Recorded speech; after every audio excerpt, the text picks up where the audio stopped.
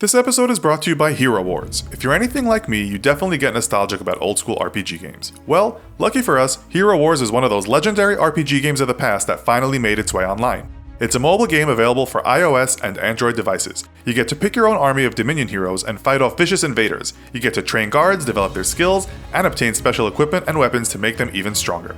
I've been playing this game for the past week with the rest of the Infographics Show team, and I have to say I really like the variety of locations and the awesome 3D graphics. Download the game from the link below and get an upgraded hero to start the epic battle. Now, let's move on to the main part of our video. According to Travel and Leisure magazine, the best city in the world right now you could visit is San Miguel de Allende in Mexico, followed by Charleston in the USA, followed by Chiang Mai in Thailand. These three places, however, don't even get on the top 20 places to actually live in this year's Quality of Living Index, a yearly list compiled by HR firm Mercer. Apparently, if you want to live the good life, you should move to Vienna, Austria, Zurich, Switzerland, or Auckland, New Zealand. The top 20 list doesn't include any cities from the UK or the USA, two countries that have arguably been the two heavyweights in the last century regarding power and wealth. These two countries, however, contain cities that attract millions of overseas visitors every year. Today, we are going to compare them in this episode of the Infographics Show, New York City versus London. Don't forget to subscribe and click the bell button so that you can be part of our notification squad. The cities are two of the most visited places in the entire world. In 2016, though, the most visited city in the world by international travelers was Thailand's capital, Bangkok. 21.47 million people visited Bangkok that year. In second place was London with 19.88 million visitors, and in third place was Paris with 18.03 million visitors. The most visited US city was New York City, and that was in fifth place with 12.75 million visitors. Dubai was in fourth. In the last 5 years, Bangkok held the first position 3 times and London twice. In our comparison, we might thereby deduce that London is more visitable than New York City. Let's find out why. First, we will take a look at the two cities' abridged history. We'll start with London as it's the elder. The city of London is old, but nowhere near as old as some cities in the Middle East, China, or other parts of Europe. You'll know from our show on the British and Roman empires that Britain was invaded by the Romans in 43 AD.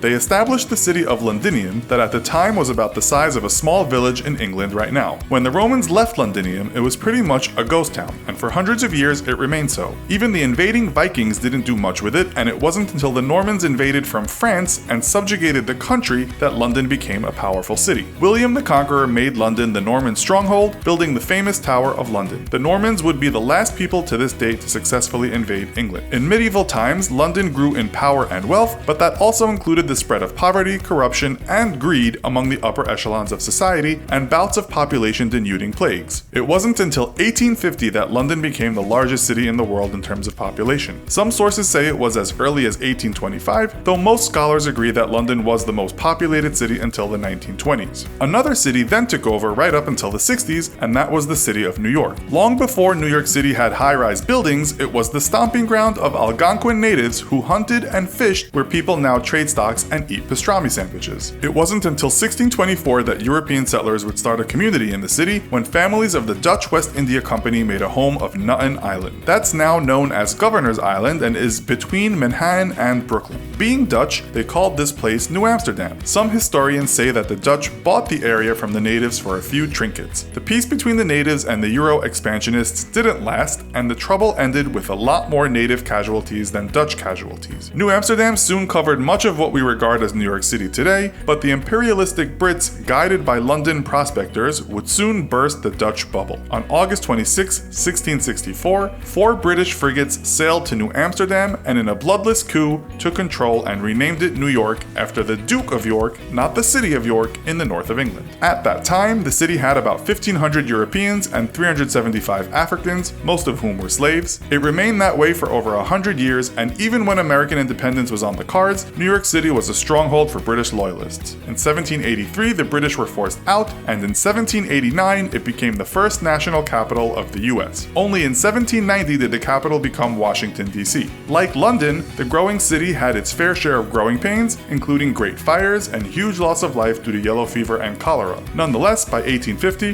the population was more than 550,000, and New York City had become a center of the world. So now we come to the present day. The population of London right now is thought to be about 8.6 8.7 million. This has spiked lately due to the arrival of ethnic minorities that make up about 44% of the city's population. London covers an area of 607 square miles, making it the biggest city in Europe. New York City has a population of 8.538 million, and it is mixed in terms of ethnicity. About 44% of residents are white Caucasian, 27% Hispanic, 25% Black or African American, with a much smaller mix of other ethnicities. The city covers 304 square miles and is the biggest city in the USA, though considerably smaller than London. But with almost equal populations, this means New Yorkers have far less space. So what about the standard of living in these cities? They are both pivotal cities regarding the financial sector, though one website claims that London's financial sector is slightly bigger with 340,000 employees to New York's 322,000. As of March 2017, the Global Financial Centers Index puts London at the center of the world, with New York hot on its heels in the number 2 spot. New York has more billionaires, with 103 in 2017 according to Forbes, while London only has 72. London is said to have better job growth though over the last decade. For the average Joe among us, how is life in these cities? Again, it depends on which source you read. The latest cost of living index by Expatizen puts New York as the 5th most expensive city to live in the world and London in 12th, with food and housing in New York being more expensive, but clothes and transportation being cheaper. The Guardian reports that after Brexit, London got a lot cheaper, stating that the city has recently arrived at a newfound bargain basement status. In fact, according to the website Numbeo, that compares cost of prices around the world, the cities are fairly equal in terms of eating, going out, shopping, but just a bit more in New York. Renting in London is cheaper than New York if you're not renting high-end apartments, but actually buying a place is much more expensive in London on average. Travel is more expensive in London, whether you buy your own gas or use public transportation. Gas and electric is also more expensive in London, but internet is almost half the price of New York on average. Education is more expensive in New York, and it's thought that inner-city London schools are a bit better than inner-city New York schools. The average wage in New York is $4,542 a month, while in London it is only $2,952 a month. That might sound bad for Londoners, but they do get free healthcare, lots of paid vacation, and in general, better workers' rights. Money aside, what about the general day-to-day creature comforts? Well, as London is much bigger, it also has more space. With that, you get more parks and more green spaces. At the same time, New York is easier to get around, and some people speaking on forums say a bit more fun, as it's compact and unlike London, is more of a 24-hour city. If you are out at night, London may have more crimes in terms of robberies and assaults, but New York has more murders. According to Numbeo, respondents to a survey said they felt similar about safety in London and New York. It seems the difference is bigger crimes are more common in New York, but your chances of finding trouble on the street is more likely in London. We should, however, take this to those that have lived in both cities. According to one American man who did both for many years, he said on a forum thread that both cities were too expensive even when single. He loved the open, sprawling green spaces in London and at times didn't like the noisy, claustrophobic streets of New York. He did, however, like the fact that in New York you could sit down anywhere and find enjoyment, while London was too spread out for him at times. The writer agreed with the sites we cited already on costs of things, also the heavy workload in the US for most people, but did say in terms of meeting new people, socializing, or partying, New York is easier. One more thing he pointed out that we didn't mention yet was the weather, which is a deal breaker for some people. New York has colder winters and can have steaming hot summers, whereas London is cool, damp, and gray for much of the year, with some warm weeks in summer and only a moderately cold winter compared to New York. We'll end it there with the weather. Have you lived in or visited either of these two cities? If so, we'd love it if you shared your opinion in the comments. Also, be sure to check out our other video called American Cops vs. British Cops. Thanks for watching, and as always, don't forget to like, share, and subscribe. See you next time!